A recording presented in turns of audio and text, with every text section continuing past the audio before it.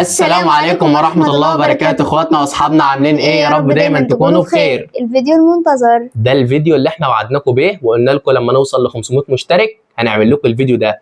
طيب قبل اي حاجة انا بشكركم جدا جدا جدا على وصولنا ل 500 مشترك ودعمكم لينا وان انتوا واقفين جنبنا وان انتوا فعلا حققتوا اللي احنا عايزينه وتشجيعكم وكلامكم الحلو واللي انتوا توصلنا كده ل 500 مشترك، فاحنا بنشكركم جدا جدا من كل قلبنا والله. فعلا. طيب الفيديو بقى عبارة عن ايه؟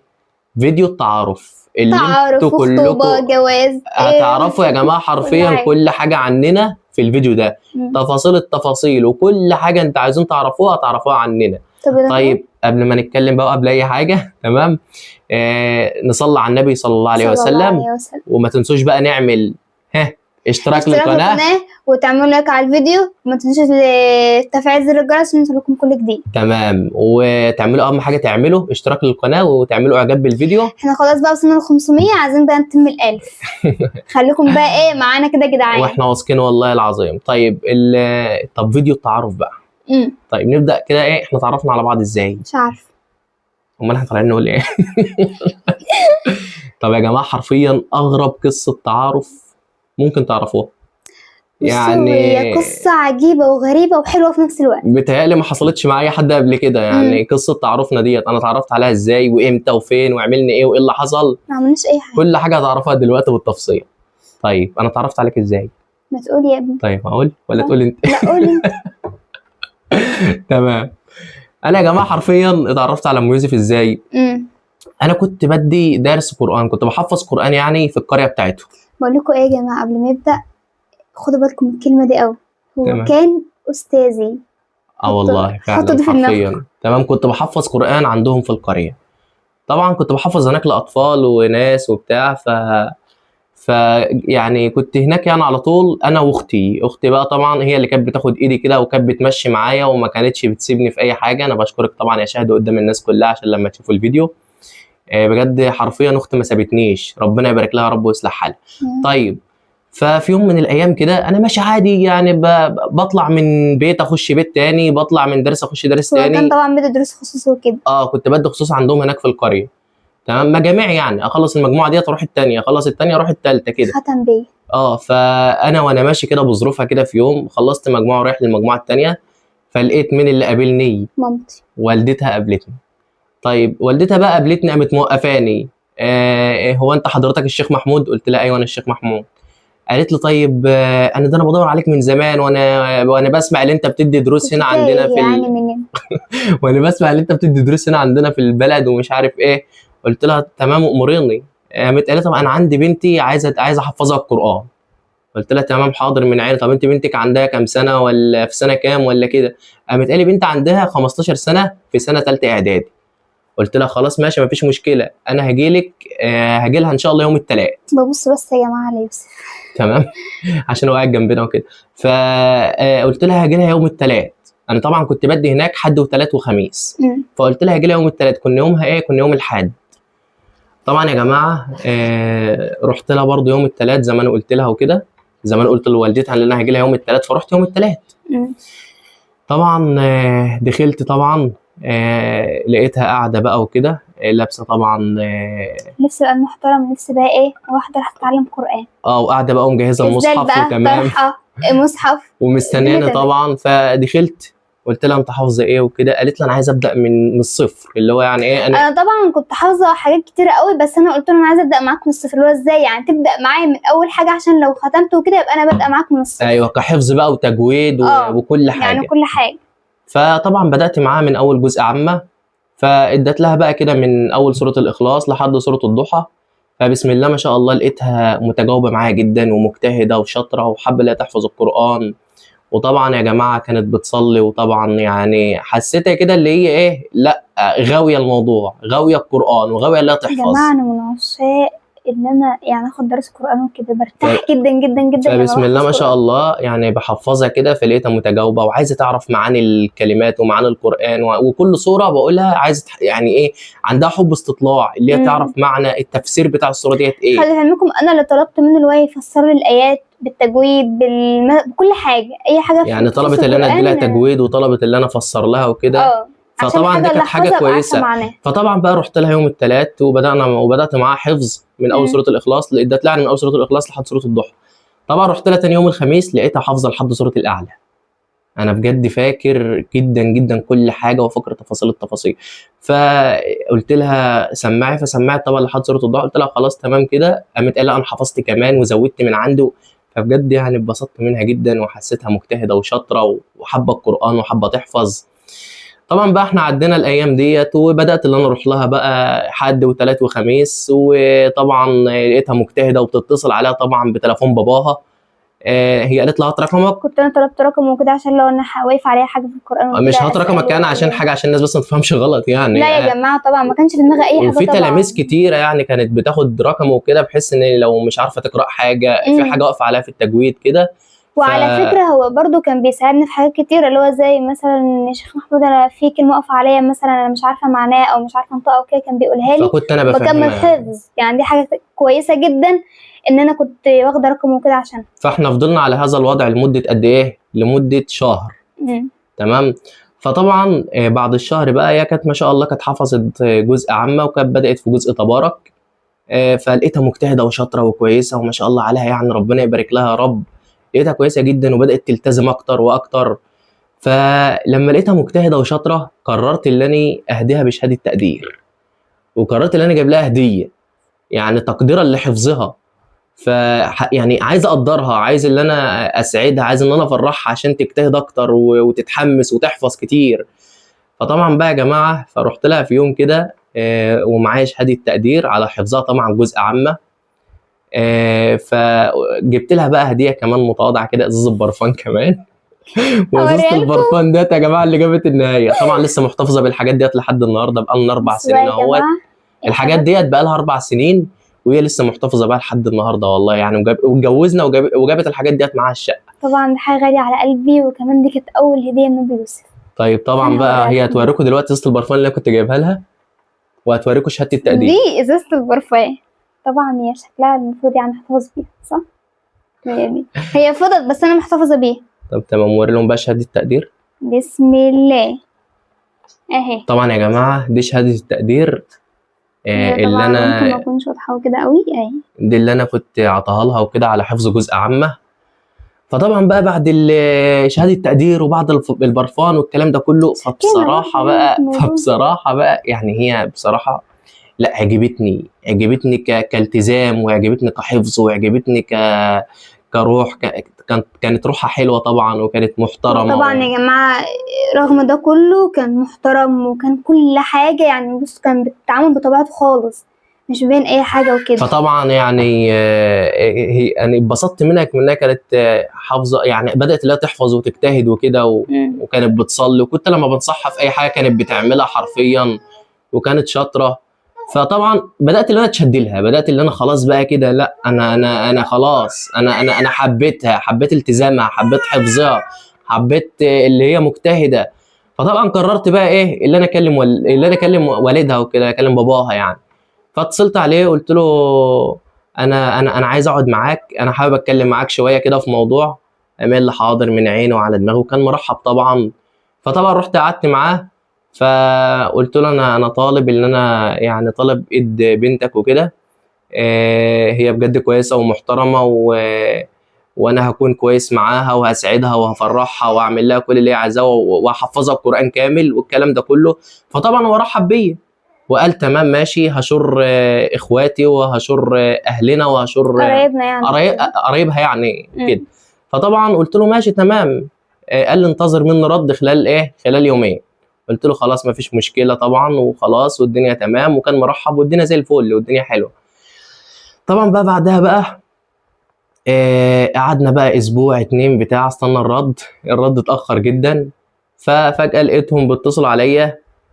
والله اخوها بقى هو اللي اتصل عليا قال له والله هي لسه صغيره واهلنا مش موافقين وكده اللي هي تتخطب دلوقتي والكلام ده. طبعا يا جماعه في الوقت ده اللي اخويا كلموا فيه كان في ناس بقى يعني ايه اللي هي بدات ان تخلي اهلي يترددوا لا لسه صغيره وما ينفعش ان هي تتخطب لواحد كفيف وكمان والكلام بقى ده. موضوع الكفيف بقى وكده دخل في الحوار اللي هو كفيف ومش هيقدر ان هو ايوه اللي هو كمان يتحمل يعني مسؤوليه ومش هيقدر ان هو يمشي معاها ومش هيعرف وحياتها هتبقى صعبه والكلام اللي انتوا عارفينه ده كله. اقرب الناس لينا كمان كانوا بيقولوا كده، يعني مش ناس برضو غريبة بس، لا قريب وغريب كان بيقول كده. بس انا طبعا كنت عارفة الكلام ده اللي هو لا مستحيل، مش ما ينفعش، ما فيش كده اصلا. هي كانت حابه شخصيتي وكانت حابه اللي يعني كانت حابه انها وعارفة تبقى مع الكفيف واحد ده عليه اصلا، او كانت حابه ان هي تبقى مع واحد حافظ القران ومع واحد يراعي ربنا فيها ومع واحد بيصلي والكلام ده كله، فهي كانت شايفه كل ده فيه.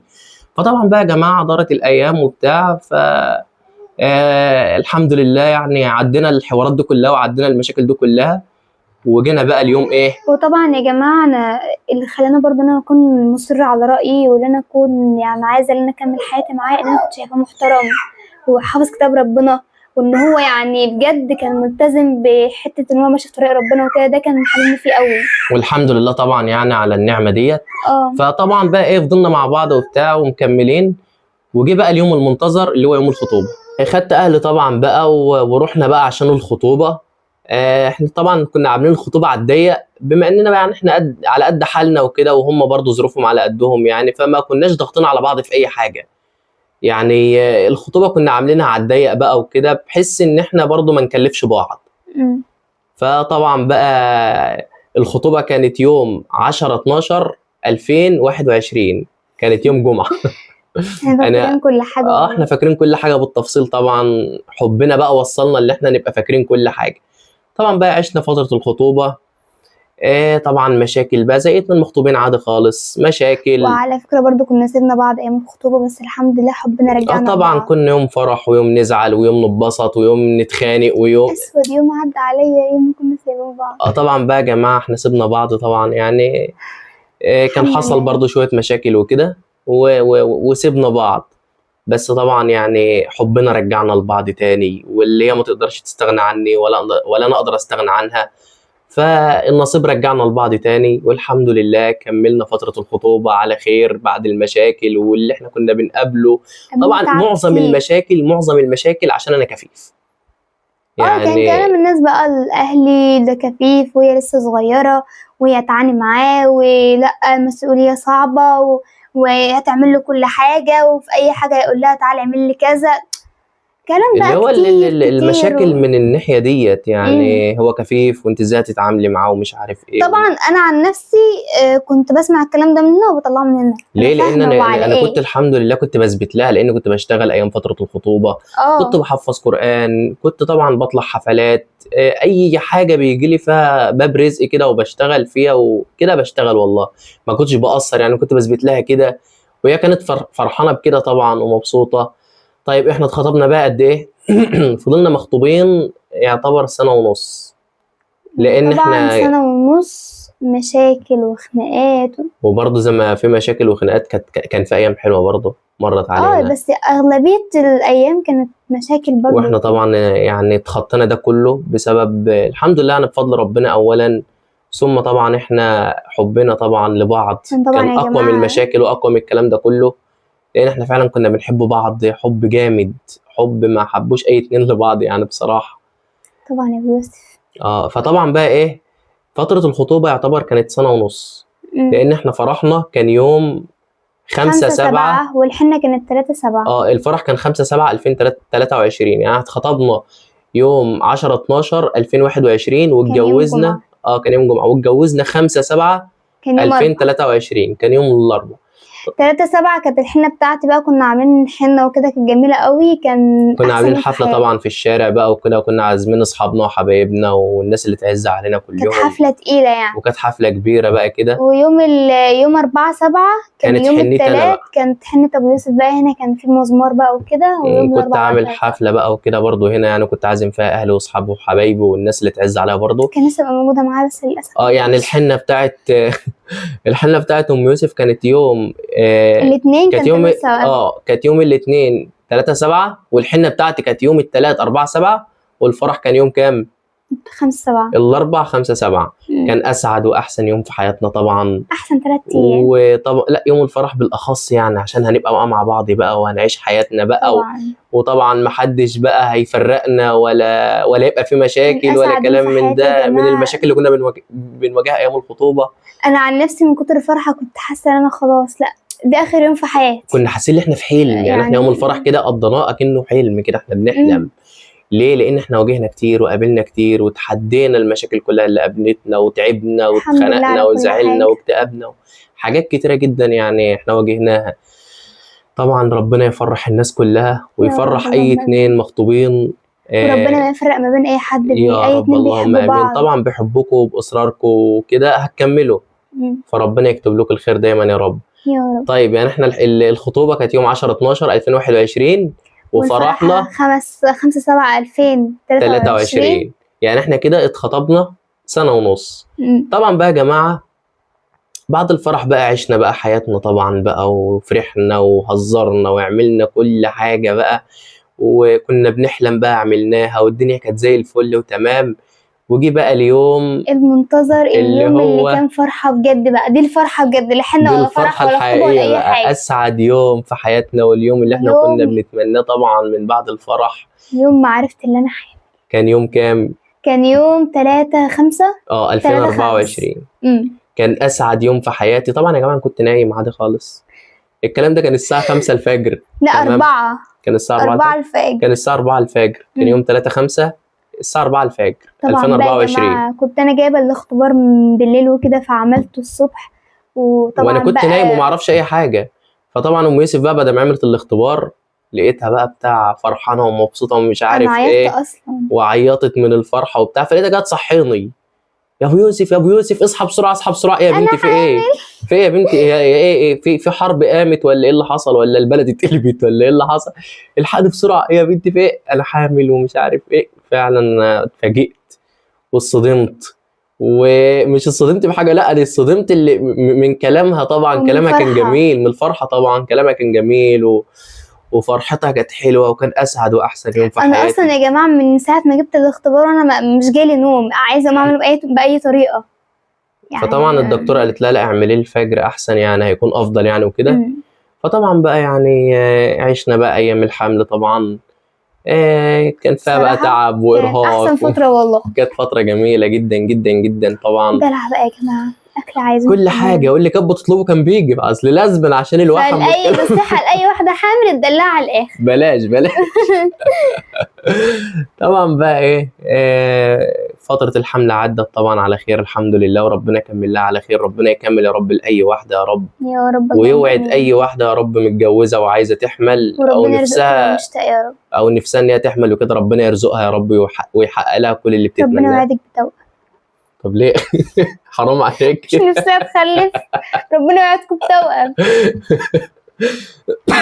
فطبعا بقى يا جماعه جه بقى اليوم بقى الجميل طبعا، اليوم بقى اللي كله فرح وسعاده بقى، يوم البهجه بقى، يوم الانبساط الحقيقي، يوم الولاد، يوم ما شفت ابني طبعا. انا طبعا زعلانه قوي يا جماعه ان احنا ما كناش بدأنا القناه، لان كان نفسي اشارك الحاجات دي كلها معاكم، بس الحمد لله كله خير. طبعا بقى اليوم اللي كانت هتولد فيه، هي ولدت طبعا يوم 26/12 2024. ده طبعا عيد ميلاد يوسف. عشان تبقوا فاكرين عيد ميلاد يوسف يوم 26/12 2024. جه بقى اليوم ده طبعا، فرحنا بقى عادي عند الدكتور، كنا رايحين الظهر. طبعا رحنا قعدنا هناك بقى في العياده، اتعلق لها محاليل ومش عارف ايه اللزوم، الحاجات اللي هي قبل الولاده ديت. اقول لك بس حاجه يا ابو يوسف، يعني نبذه بسيطه كده. طبعا يا جماعه الواحده اللي راح تولد وكده بتاكلش من اول، يعني من قبلها من بالليل بتمنع بقى الاكل عشان البنج وخصوصا ام يوسف طبعا بقى وكده، وخصوصا ام يوسف والده قيصري. فيا جماعه انا اول ما دخلت بقى العياده وكده عمالين بقى يجيبوا اكل وعصاير، واكتر اكل انا بحبه جايبينه قدامي. ايوه يا طبعا جماعه احنا انا ذنبنا ايه؟ طب احنا ذنبنا ايه؟ انت حامل، احنا كنا حامل زيك. انا كنت هعيط عايزه اكل، جعانه. والناس اللي كانت معانا ديت ذنبها ايه؟ انت يعني الناس عايزه تاكل واحنا عايزين ناكل. الله يسامحك. قعدنا ناكل قدامها طبعا، وقعدنا بقى نضايقها كده واحنا بناكل، وهي نفسها تاكل وممنوع عن الاكل. فطبعا بقى كان احسن واجمل يوم في حياتي طبعا. لا وكمان يعني مش ممنوع عن الاكل مثلا لحد ما اقوم بقى اولد واقوم، لا ده كمان بعدها بفتره كنت اكل. يعني الدكتور كان ممشيها على حاجات معينه بس كده تاكلها الحمد لله وتشربها يعني. يعني بعد ما قمت من الولاده وكده نفسي ما عادش طبعا في بقى أي حاجة. دخلت معاها طبعا وهي بتولد، دخلت معاها اوضه العمليات، كنت مصمم ان انا ابقى جنبها في وقت زي ده ما اسيبهاش. وانا كمان يا جماعه والله وهي قلت كان لهم انا مش نفسها، داخله إلا لما هو يدخل معايا. وانا طبعا ما قدرتش ان انا ازعلها، وخشيت معاها جوه وفضلت جنبها وفضلت اقرا لها قران كده طول ما هي بتولد وادعي للناس كلها. وهي كانت بتدعي يا جماعه والله العظيم في عز ما هي بتولد وفي العمليات والدكتور بيفتح لها، قلت له ربنا يرزق كله حرفيا مشتاق. كانت بتدعي، كانت بتتألم وكانت بتدعي بجد والله، يعني ان ربنا يرزق كله مشتاق وربنا يعوض على كل محتاج يا رب. يا رب. وكانت بتدعي وانا كنت عمال بقرا قران وكنت جنبها. وفجاه كده، فجاه واحنا قاعدين لا بينا ولا علينا، لقينا المعلم يوسف بيقول وبيعيط وبتاع. هو انت جيت اخيرا اخيرا دي اخيرا. اول صرخه ليه كانت اذان كانت المغرب. اذان يعني المغرب بيقول الله اكبر ويوسف بيصرخ، اللي هو خلاص بقى نزل كده وخلاص بدأ ان كان هو حلو قوي، كان شكله صغنن وجميل. كان جميل قوي طبعا. الممرضه اللي كانت مع الدكتور خدته طبعا، غسلت له وحطت له زيت جانسون وكلام من ده، وقمت انا شايله. أذن بقى في طبعا ودانه وكده احساسي يعني ربنا يكتبه للناس كلها يا رب. يا اي رب حد عايز يحس اللهم. الاحساس ده احساس جميل جدا، اللي انا اكون شايل ابني كده. طبعا يا جماعه انا لما انا شفت ابو يوسف شايله وكده فرحت قوي. طبعا اتبسطت جدا جدا وانا شايل ابني، كان احلى احساس في الدنيا، اللي انا اول مره بقى وبتاع وابنه بيعيط بقى وده ابني. واتبسطت قوي واحساس جميل، لحظه مؤثره يا جماعه بجد. يعني تحس فجاه كده اللي انت يعني خلاص كبرت بقى، اللي انت خلاص بقى ايه هتشتري المسؤوليه بقى واللي احسن من كده اللي انت تشوف ابنك، اللي ده ابنك بقى، ده حته منك، حاجه جميله جدا. ده خلاص بقى، ده بقى ابنك، ده هيشيل اسمك، ده هيبقى معاك بقى، ده بجد حقيقي. فرحت جدا لما شفت يوسف، ربنا يا رب يخليه لي ويبارك لنا فيه ويرزق كله مشتاق يا رب. ويجعله يا رب من الذريه الصالحه يا رب. طبعا. خدته بقى وطلعت بيه بره بقى عند طبعا اهلنا عشان اوريه لهم بقى وكده. طبعا ازمات الزرغيب بقى بره وكده فرحت قوي. زراغيت بقى واهلنا كانوا مبسوطين طبعا، ربنا يخليهم لنا يا رب. يا رب. طبعا بقى هم اشتروه، كل واحد بقى اشتروا شويه وكده، وكانوا فرحانين بيه جدا. كنت نفسي نكون بنصور ايام عشان نصور لكم ما أنا الحاجات لسه الجميله بقول لهم ديت. أهو. طبعا بقى طلعته وما سبتش طبعا ام يوسف، دخلت لها تاني. مش اللي انا بقى خدت خلاص ابني بقى وخلاص هسيب ام يوسف بقى عشان عايز منها حاجه، لا طبعا ما فانا كنت قدرتش. منتظره الحته دي. ما قدرتش طبعا، دخلت لها تاني عشان ابقى جنبها برضه واقرا لها قران لحد ما يخيطوا لها والكلام ده كله. وطبعا بقى طلعنا وكان احسن واجمل واسعد يوم في حياتنا كلها، وهي شافت بقى يوسف بقى بعد ما فاقت. هي كانت طبعا واخده بين نصف، اه كانت فايقه بس برضه. كانت تايهه كده برضه يعني. فشافت ابنها طبعا وعيطت، واحنا هو كلنا اصلا يا عيطنا ابو من يوسف، الفرحه واتبسطنا جدا يعني. قولي. هو اصلا الدكتور لما طلعه من بطنه وكده على طول جابه عندي عند وش نبصه وكده. عشان فكنت ياخد شفت اول ما اتولد يعني. عشان ياخد الحنان منك يعني وكده. بتهيألي عشان كده. تمام. وبعد كده بقى يا جماعه طبعا عشنا بقى حياتنا طبعا والحمد لله. يوسف معانا دلوقتي. طب يوسف عنده قد ايه؟ يوسف يا جماعه عنده 5 شهور، وفي شهر يوم 26/6 هيتم الشهر 6 اللي احنا شهور. فيه دوت 26/6 ان شاء الله هيبقى عنده 6 شهور. ان شاء الله باذن الله. فعقبال 6 سنين كده و60 سنه كده حبيب قلبي عقبال كده عمره وانت كله معانا، معاك. ربنا يخليك لنا يا رب ويبارك لنا فيك يا رب. اللهم امين. طيب لحد كده تمام. هنيجي بقى عند ايه؟ طيب انا اسمي ايه بقى؟ وام يوسف اسمها ايه؟ قول انت اسمك وانا اقول اسم. طب ما تقولي اسم وانا اقول اسمي. هو اسمه محمود. وهي اسمها دينا. تمام. اسمي ايه؟ دينا. بس طبعا يا جماعه بقى ايه، يعني بحب اقول لها يا ام يوسف، وهي كمان بتحب تقول لي يا ابو يوسف وكده. فاحنا يعني ايه، احنا بنقول لبعض كده يعني على طول متفقين على كده يعني. وربنا يديم الاسم ده في حياتنا يا رب. طب مين اللي اختار اسم يوسف بقى؟ احنا الاثنين. احنا احنا الاثنين كنا طبعا. الاول عايزين نسمي ادم وكده، بس لا ناس كتير قالت لا ده كبير ادم وكده. وسليم وحاجات كتيره جدا ويزن، اسامي كتيره جدا. انا كنت حابه اسم يزن قوي، بس طبعا في ناس قالت لي يجي ده يقول لي يا زين. اللي هو يعني اسمه مقرب لزين يعني. فاحنا طبعا في قريه طبعا يعني ارياف بقى وكده، فعايزين اسم سهل اللي هم يعرفوا ينطقوه. وكمان ابن اخته اسمه زين، فكانوا يتلخبطوا بقى بين الاسمين يزن وزين، فكانوا يتلخبطوا بقى. فاحنا طبعا قررنا بقى اللي احنا نختار اسم يوسف. وطبعا انا بحب قصه سيدنا يوسف جدا، فاخترنا بقى اسم يوسف مع بعض. ومن احسن الاسامي ومن افضل الاسامي بجد يعني، فعلا ربنا والله يخليه جدا. ويبارك فيه يا رب. طيب تمام، انا خريج ايه وام يوسف خريجة ايه؟ انا يا جماعة معايا كلية دراسات اسلامية ليسانس شريعة. طيب وانا ام يوسف بقى يا جماعة هحكي لكم انا بقى.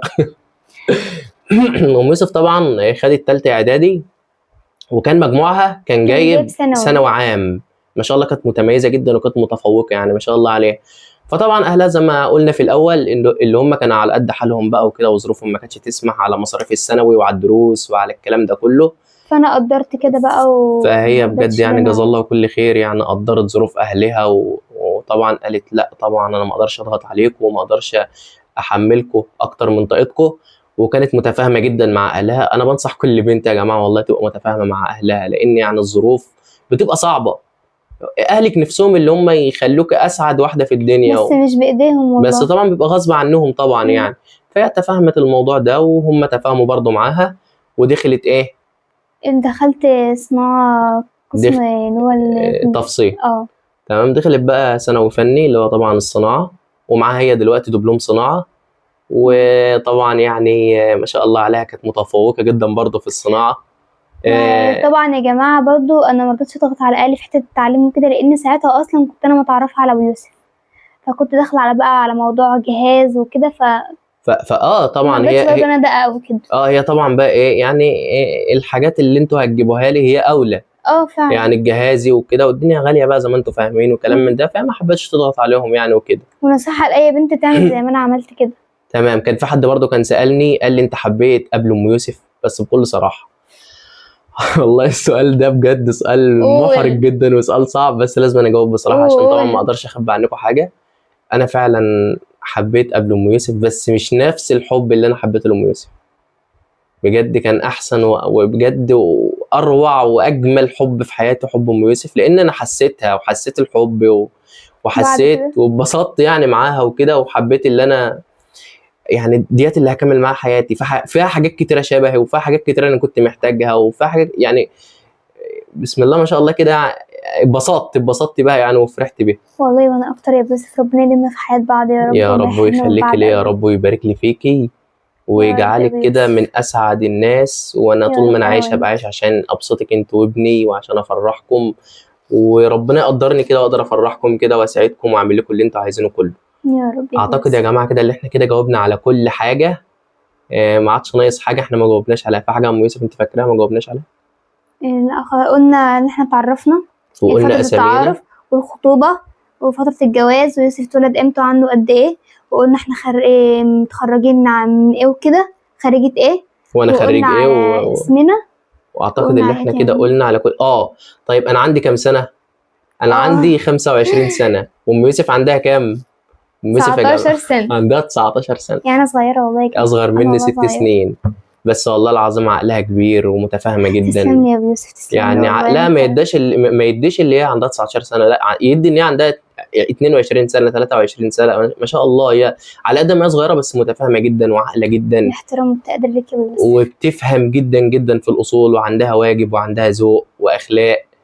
فما شاء الله عليها بجد يعني. طيب عشان ما نطولش بقى عليكم، اعتقد ان احنا كده قلنا كل حاجه ما سيبناش واعتقد حاجه. برضو ان ابو يوسف هو اللي قال كل حاجة.